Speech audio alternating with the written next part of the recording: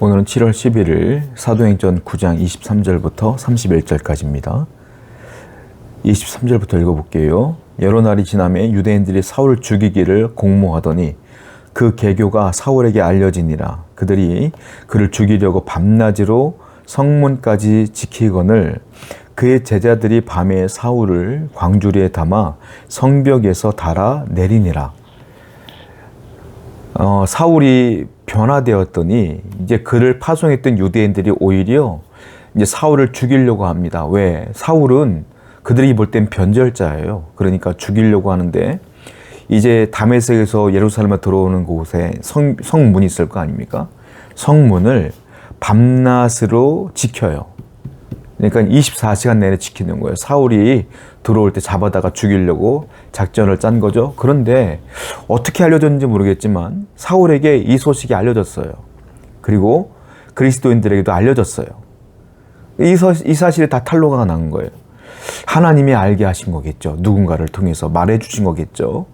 여하튼 그런 일이 벌어졌습니다. 그랬더니 사울의 변화를 알고 있는 그 제자들과 형제들이 그리스도인들이 밤에 몰래 광주리에 사울을 담아다가 성 밖으로 내려놔줬어요.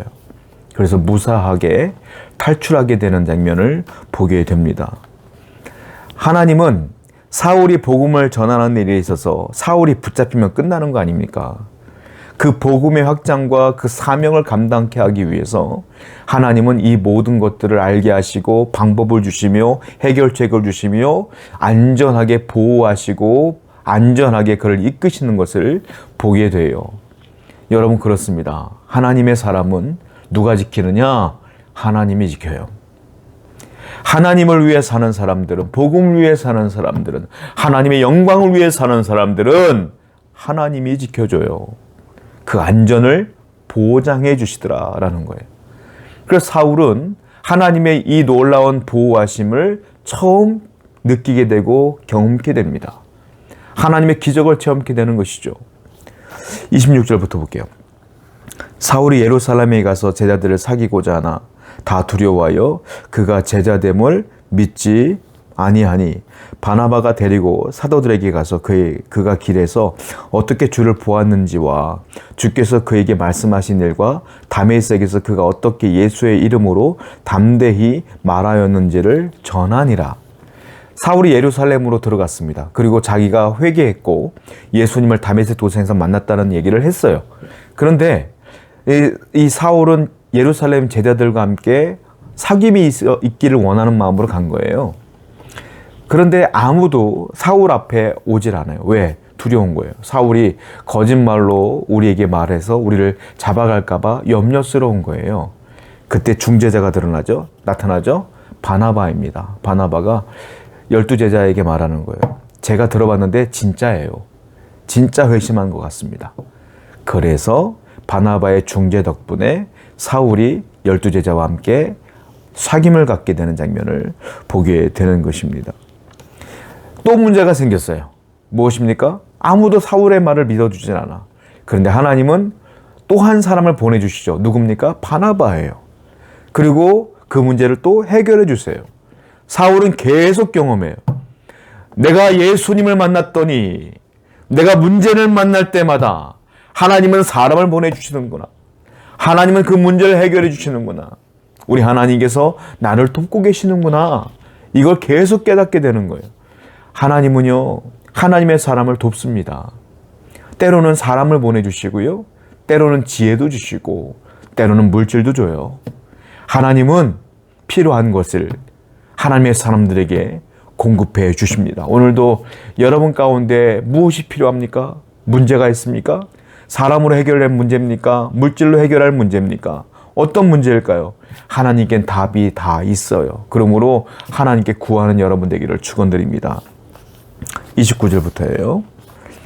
또 주 예수의 이름으로 담대하게 말하고 헬라파 유대인들과 함께 말하며 변론하니 그 사람들이 죽이려고 힘쓰거늘 형제들이 알고 가이사랴로 데리고 내려가서 다소로 보내니라. 사울이 이제는 유대인들을 만나는데 헬라파 유대인들이 있어요. 헬라파 유대인들은 예수 그리스도를 구원자로 믿지 않는 사람들이잖아요. 그 사람들과 함께 변론합니다. 그리고 사울이 논리정연하게 예수님이 그리스도인 것을 자기가 경험한 하나님을 쭉 증거하니까 말이 안 되니까 이 사람들이 사울을 죽이려고 작당 모의해요. 자기들끼리. 그랬더니 10절 보니까 그리스도인 형제들이 성도들이 그걸 알고 사울을 가이사르로 데리고 내려가서 다소로 보내버렸어요. 안전하게. 하나님의 사람인 사울인 것을 알고 그를 또 탈출시키는 것을 보게 돼요. 끊임없이 문제가 발생돼요. 사울에게는. 끊임없이 죽음의 문제가 발생되어져요. 그런데 끊임없이 하나님은 그를 해결해 주시는 거예요. 끊임없이. 여러분, 사울은 담대한 마음이 생겼어요. 왜냐하면 하나님이 내가 복음을 위해 살았더니 돕는구나. 내가 복음을 위해 살았더니 내 목숨의 위협에서도 어려움에서도 하나님의 사람을 보내주셔서 건져주시는구나. 이걸 계속 깨달아요, 사울은.